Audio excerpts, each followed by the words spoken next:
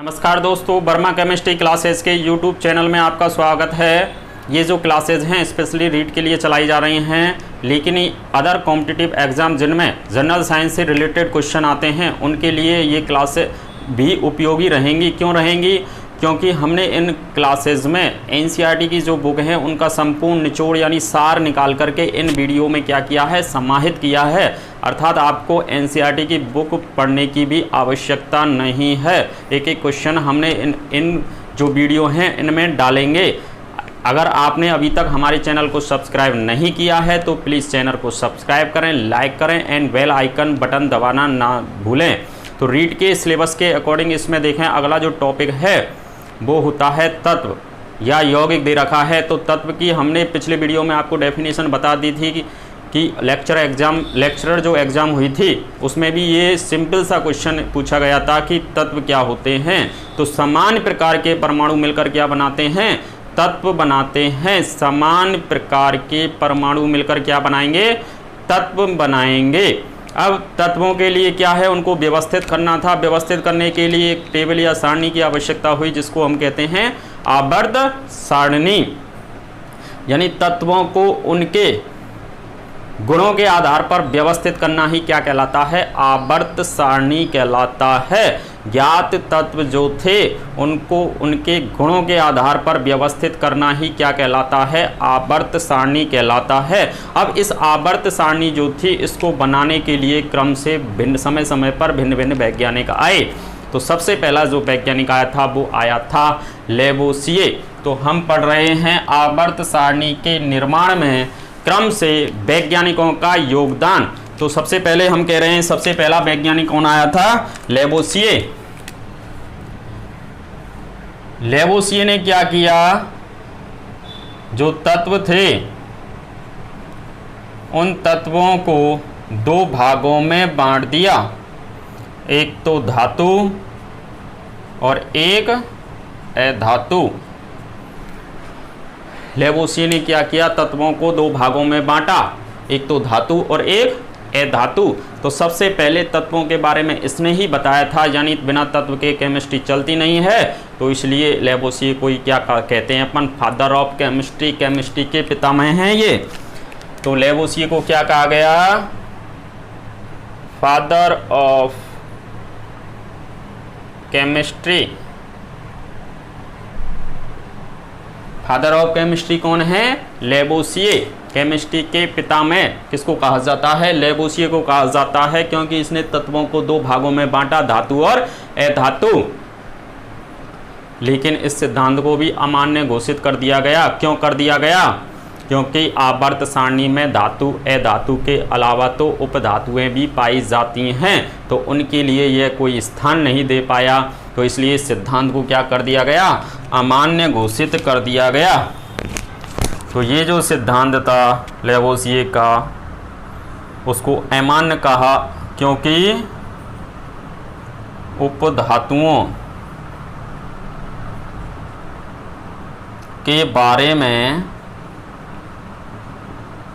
यह कुछ नहीं बता पाया। उपधातुओं के बारे में यह कुछ भी नहीं बता पाया।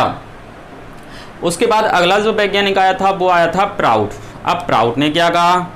प्राउड ने ये कहा कि जो सभी तत्व होते हैं, प्राउड के अनुसार क्या था? सभी तत्व हाइड्रोजन परमाणु से मिलकर बने होते हैं। प्राउड के अनुसार सभी तत्व किससे मिलकर बने होते हैं? हाइड्रोजन परमाणु से। अर्थात इसके अनुसार किसी भी तत्व का परमाणु भार, तत्व का परमाणु भार, इसके अकॉर्डिंग तत्व का जो परमाणु भार था वो क्या था? n गुणा हाइड्रोजन परमाणु का भार। किसी भी तत्व का जो परमाणु भार दिया था वो था n गुणा हाइड्रोजन परमाणु का भार, जहां n बराबर 1 2 3 क्रम से ये होल नंबर थे 1 2 3। इस आधार पर देखें, अगर यदि हमने हाइड्रोजन का परमाणु भार आपको पता ही है कितना होता है 1, हाइड्रोजन का परमाणु भार कितना होता है 1। हमने n का मान एक बार 1 रखा तो 1 गुणा 1 ऐसे करते हम परमाणु भार कैसे निकालते 1 गुणा 1, n का मान अब 2 रखते 2 गुणा 1 3 गुणा 1। तो परमाणु भार कैसे आ रहे थे, एक पूर्णांक संख्या यानी होल नंबर में प्राप्त हो रहे थे, लेकिन तत्वों के परमाणु भार तो दशमलव में भी प्राप्त होते हैं। जैसे क्लोरीन की बात करें, क्लोरीन का परमाणु भार 35.5 होता है, तो तत्वों के परमाणु भार किस में भी देखे गए, दशमलव में भी देखे गए। इसलिए इस सिद्धांत को भी क्या कर दिया गया, अमान्य घोषित कर दिया गया। यानी हम ऐसे कह रहे हैं कि ये अमान्य क्यों घोषित कर दिया गया, क्योंकि इस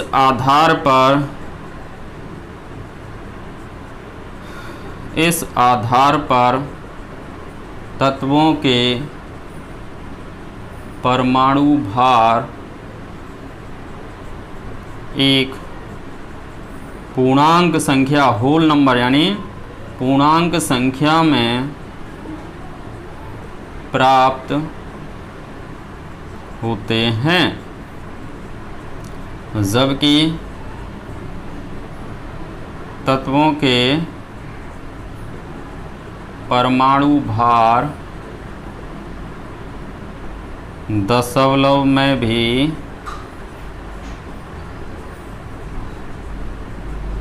पाए जाते हैं, दशमलव में भी पाए जाते हैं।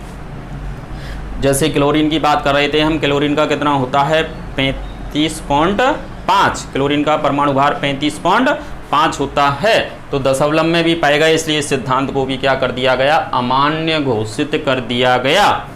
उसके बाद में अगला कौन आया था, डोबेरिनर, और डोबेरिनर ने क्या दिया था, त्रिक नियम। डोबेरिनर ने क्या दिया है, त्रिक नियम।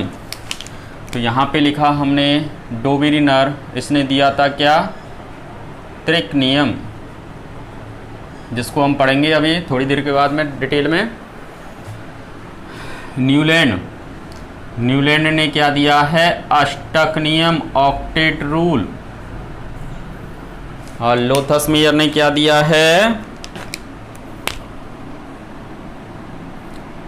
परमाणु भार आयतन वक्र। इसने परमाणु भार और आयतन के मध्य क्या खींचा था, एक ग्राफ खींचा था। मेंडलीव की बात करें हम, तो मेंडलीव की जो आवर्त सारणी थी उसका जो आधार था वो क्या था, परमाणु भार, जिसके बारे में हम डिटेल में पढ़ेंगे, इससे क्वेश्चन भी आता है। इसके बाद हम मोजले की बात करें, तो मोजले की जो आवर्त सारणी है उसका जो आधार था वो क्या था, परमाणु क्रमांक, परमाणु क्रमांक। इसके बाद में आया बोरबरी व रैंग व वार्नर, ये क्या थे, मोजले के सहयोगी थे। मोजले की जो आवर्त सारणी थी, आधुनिक आवर्त सारणी, उसका जो दीर्घ रूप था वो किनके सहयोग से बना था, बोरबरी व रैंग व वार्नर। तो मोजले ने जो दी थी वो कौन सी थी, मोजले की क्या आवर्त सारणी को कहा जाता है, आधुनिक आवर्त सारणी या आधुनिक आवर्त सारणी का दीर्घ रूप, आवर्त सारणी का दीर्घ रूप, जो रैंग व वार्नर द्वारा जो प्रतिपादित की गई थी आवर्त सारणी, ये किस पर आधारित थी, इलेक्ट्रॉनिक विन्यास संकल्पना पर आधारित थी, इलेक्ट्रॉनिक विन्यास संकल्पना पर आधारित। और इसको जब बनाया गया तो मोजले और ये सभी वैज्ञानिकों ने जो आपस में सहयोग किया, और उसके आधार पर जो बनी थी वो क्या बनी थी, इन सबके सहयोग से, मोज़ले और इसके सहयोग से क्या बनी थी, आधुनिक आवर्त सारणी का दीर्घ रूप, जिसमें किसको भी और जोड़ दिया गया था, इलेक्ट्रॉनिक विन्यास को। तो ये क्रम से क्या थे, वैज्ञानिक थे जिन्होंने आवर्त सारणी के निर्माण में क्या दिया, योगदान दिया। हमने इसमें देख लिया लेवोसिए को, प्राउड को। अब देखेंगे किसको, डोबेरिनर का त्रिक नियम। डोबेरिनर का त्रिक नियम क्या था, त्रिक नाम क्यों पड़ा, क्योंकि डोबेरिनर ने क्या किया था, 3-3 तत्वों के क्या बनाए, जोड़े बनाए। डोबेरिनर ने क्या किया, जो तत्व थे तत्वों को 3-3 के जोड़ों में व्यवस्थित किया और इन जोड़ों को क्या नाम दिया था, त्रिक नाम दे दिया। इनको क्या नाम दिया, त्रिक नाम। जोड़ों को क्या कहा, त्रिक कहा। तो ये हो गया डोबेरिनर का त्रिक नियम। यानी डोबेरिनर का त्रिक नाम क्यों पड़ा, क्वेश्चन पूछ सकता है आपसे कि डोबेरिनर ने क्या किया था, तत्वों को 3-3 तत्वों के जोड़ों के रूप में व्यवस्थित किया गया। इन जोड़ों को क्या नाम दिया, त्रिक नाम दिया। अर्थात डोबेरिनर का जो त्रिक नियम है उसके अकॉर्डिंग देखें तो माना हमने क्या किया कि ए, बी और सी ये 3 तत्व लिए कोई, इनके लिए क्या कह रहा था, इसके अनुसार प्रथम एवं तृतीय तत्व के परमाणु भारों का औसत माध्य। यानी अगर हम पहला लें तत्व, ये ला इसका परमाणु भार प्लस तृतीय तत्व का परमाणु भार और इनका औसत निकाला तो वो किसके बराबर आएगा, मध्य वाले तत्व के परमाणु भार के लगभग बराबर प्राप्त होता है। यही डोबेरिनर का त्रिक नियम है।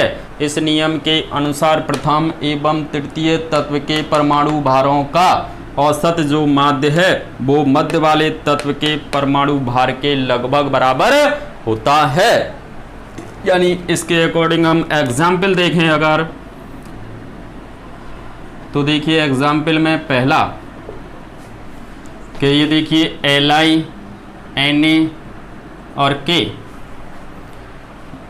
इसका परमाणु भार कितना होता है, लिथियम का 7, पोटेशियम का 39।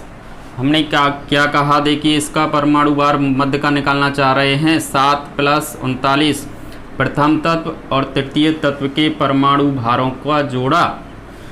प्रथम तत्व और तृतीय जो तत्व है उसके परमाणु भार को जोड़ा, तो जैसे ही जोड़ा तो इसका परमाणु भार कितना निकल के आया है, औसत कितना निकल के आया, 23। और ये 23 किसका परमाणु भार होगा, मध्य वाले तत्व का। यानी सोडियम का जो परमाणु भार है वो कितना प्राप्त होगा, 23।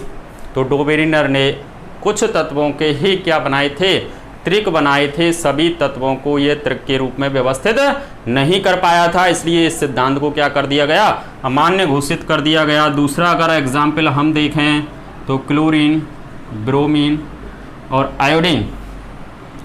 क्लोरीन का होता है 35.5 और आयोडीन का होता है परमाणु भार 127। हम इस ब्रोमीन का निकालना चाह रहे हैं, तो देखिए 35.5 + 127 + 2 यानी प्रथम तत्व और तृतीय तत्व के किसको जोड़ रहे हैं हम, परमाणु भार को। जैसे ही निकालेंगे तो इसका आता है 81.2 और इसलिए जो ब्रोमीन होती है उसका कितना होता है, परमाणु भार 80 होता है, 80 होता है। हमने यहाँ पर क्या शब्द लगाया है, लगभग बराबर होता है। औसत के क्या होगा, लगभग बराबर। तो ब्रोमीन का कितना होता है, परमाणु भार 80 होता है। इनकी भी अपन परमाणु भार कैसे निकालते हैं डिटेल जो है आपको, जो हमारी नीट या IIT की जो क्लासेस चल रही हैं उनमें आप एटॉमिक स्ट्रक्चर को सर्च करके आसानी से क्या निकाल सकते हैं, परमाणु भार निकाल सकते हैं, क्योंकि उसमें हमने एक ट्रिक बता रखी है कि परमाणु भार कैसे निकालते हैं। तो देखिए इसमें देखा हमने, अगला एग्जाम्पल देखें तीसरा कैल्शियम, स्ट्रोंशियम और बेरियम। तो कैल्शियम का कितना होता है 40 और इसका होता है 137। तो हमने कहा 40 प्लस 137/2 और ये कितना प्राप्त हो जाएगा, ये आता है 88.5 और जबकि स्ट्रोंशियम का कितना होता है 87.5 क्या होता है इसका परमाणु भार। तो इस आधार पर हम देखिए जो 3 जो त्रिक थे जो बनाए हैं वो एनसीईआरटी के अकॉर्डिंग हमने यहाँ पे लिख दिए हैं। टोटल जो त्रिक जो बनाए थे डोविनर ने वो कितने थे 7 थे। जैसे क्वेश्चन भी पूछ लेता है कि निम्नलिखित में से कौन सा त्रिक डोविनर के अनुसार त्रिक नियम का पालन कर रहा है या त्रिक है या नहीं है, तो आपके उनमें से छांटना है। टोटल त्रिक जो बनाए थे डोविनर ने वो कितने थे 7 थे। यहाँ पे हमने एनसीईआरटी के अकॉर्डिंग आपको बता दिए हैं, जो 3 दे रखे हैं। इसके अलावा जो 4 जो शेष रह गए उनको आप जो हमारी नीट या आईआईटी या सेकंड ग्रेड या लेक्चरर्स की जो वीडियो हैं उनमें आप देख सकते हो कि 4 त्रिक और कौन कौन से होते हैं, क्योंकि उनमें जो ये जो सिलेबस का जो टॉपिक है आवर्त सारणी वो बहुत ही क्या है डेप्थ दिया हुआ है, वो डीपली दिया हुआ है। तो हमारे रीड के अकॉर्डिंग ये डोविनर का क्या हो गया त्रिक नियम हो गया। ये सभी तत्वों को क्या नहीं कर पाया था, त्रिक के रूप में व्यवस्थित नहीं कर पाया, इसलिए इस सिद्धांत को क्या कर दिया गया था। अगला जो वैज्ञानिक है वो है न्यूलैंड। न्यूलैंड ने क्या दिया था अष्टक नियम। तो ये क्वेश्चन हो जाता है कि अष्टक का नियम किसने दिया, तो किसने दिया था न्यूलैंड ने। न्यूलैंड ने क्या कहा था कि जिस प्रकार संगीत में पहले और 8वें स्वर की ध्वनि समान होती है उसी प्रकार से यदि तत्वों को बढ़ते हुए परमाणु भार के क्रम में व्यवस्थित किया जाए तो पहले और 8वें जो तत्व हैं उनके गुणधर्म क्या प्राप्त होंगे, समान प्राप्त होंगे। इसके अनुसार जिस प्रकार संगीत में पहले और 8वें स्वर की ध्वनि समान होती है उसी प्रकार यदि बढ़ते तत्वों को भी बढ़ते हुए हम परमाणु भार के क्रम में व्यवस्थित करें तो पहले और 8वें जो तत्व के गुणधर्म हैं वो क्या प्राप्त होंगे, समान प्राप्त होंगे। जैसे अपन देखें lithium, beryllium, boron, carbon, nitrogen, oxygen और fluorine, sodium, magnesium, aluminium, silicon, phosphorus, sulphur, chlorine और ये पोटेशियम और ये कैल्शियम। तो इसने क्या कहा था, जिस प्रकार संगीत में ये लोग संगीत के 7 स्वर लिख दिए हमने, सा रे गा मा पा धा और नी और ये आ गया सा। तो इसने क्या कहा था कि जिस प्रकार संगीत में पहले और 8वें स्वर की ध्वनि समान होती है उसी प्रकार यदि तत्वों को बढ़ते हुए परमाणु भार के क्रम में व्यवस्थित किया जाए तो पहले और 8वें जो तत्व हैं उनके गुणधर्म क्या प्राप्त होंगे, समान प्राप्त होंगे। तो पहला और जो 8वां तत्व है, ऐसे ही इसमें देखें पहला और जो 8वां तत्व है उनके गुणधर्म क्या प्राप्त हो रहे थे, समान प्राप्त हो रहे थे। यह केवल कैल्शियम तक ही तत्वों को व्यवस्थित कर पाया, क्योंकि इसके तुरंत बाद किसकी खोज हो गई थी, अक्रिय गैसों या अक्रिय तत्वों की, रैमजे द्वारा की गई थी। अक्रिय तत्वों की खोज क्या हुआ, अक्रिय तत्वों की खोज हो जाने के कारण यह नियम असफल रहा। क्या हुआ कि इसके बाद में क्या हो गया, अक्रिय तत्वों की खोज कर डाली। किसके द्वारा की गई थी अक्रिय तत्वों की खोज, अक्रिय तत्वों की जो खोज है वो की गई थी रैमजे द्वारा या रैमसे द्वारा अक्रिय तत्वों की खोज हो गई। इसलिए यह नियम क्या हो गया, असफल हो गया, क्योंकि जैसे ही अक्रिय तत्व आएगा तो फ्लोरीन के बाद में यहाँ पर कौन आएगा, नियोन आ जाएगा, और नियोन आते ही ये सा यहाँ आ गया और यहाँ आ गया तो इनके गुणधर्म अलग अलग हो गए। ये तो क्या है, लिथियम अत्यधिक क्रियाशील धातु हैं। ये वाले क्या होते हैं, प्रथम वर्ग के अत्यधिक क्रियाशील, और जैसे ही यहाँ पर नियोन अगर आता तो वो 18वां वर्ग यानी उत्कृष्ट गैस या अक्रिय गैस या नोबल गैस कहा जाता है। आसानी से रिएक्शन ही नहीं करता, तो इसके गुणधर्म अलग, और जो नियोन हम ले रहे थे वो अक्रिय गैसों जो थी उसके गुणधर्म क्या थे, अलग अलग थे। इसलिए ये नियम क्या हो गया था, असफल हो गया था। तो क्या कहा था न्यूलैंड ने अष्टक नियम दिया। इसके अनुसार जिस प्रकार संगीत में पहले और 8वें स्वर की ध्वनि समान होती है, उसी प्रकार यदि तत्वों को बढ़ते हुए परमाणु भार के क्रम में व्यवस्थित किया जाए तो पहले और 8 में जो तत्व हैं उनके गुणधर्म क्या प्राप्त होंगे, समान प्राप्त होंगे। यह केवल कैल्शियम तक ही तत्वों को व्यवस्थित कर पाया, क्योंकि इसके बाद किसकी रैमजे द्वारा किसकी खोज हो गई, अक्रिय गैसों की खोज हो जाने के कारण यह नियम क्या हो गया था, असफल हो गया था। इसके बाद में जो साइंटिस्ट आया था यानी वैज्ञानिक आया था वो कौन आया था, लोथस मेयर। और लोथस मेयर ने क्या दिया था, परमाणु भार और आयतन के मध्य एक ग्राफ खींचा और इस ग्राफ के आधार पर निष्कर्ष निकाले थे।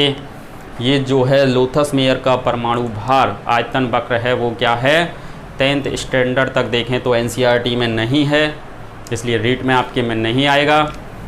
इसकी जब डिटेल पढ़ना चाहोगे आप तो वो किस में मिलेगी आपको, वही आदर्श एग्ज़ाम्स की जो हमारी वीडियो हैं, जैसे नीट, आईआईटी सेकंड ग्रेड और फर्स्ट ग्रेड की जो वीडियो होंगी उनमें आप इसका अध्ययन कर सकते हो, या 11th क्लास के जो वीडियो हैं उनमें भी आप इसका अध्ययन कर सकते हो।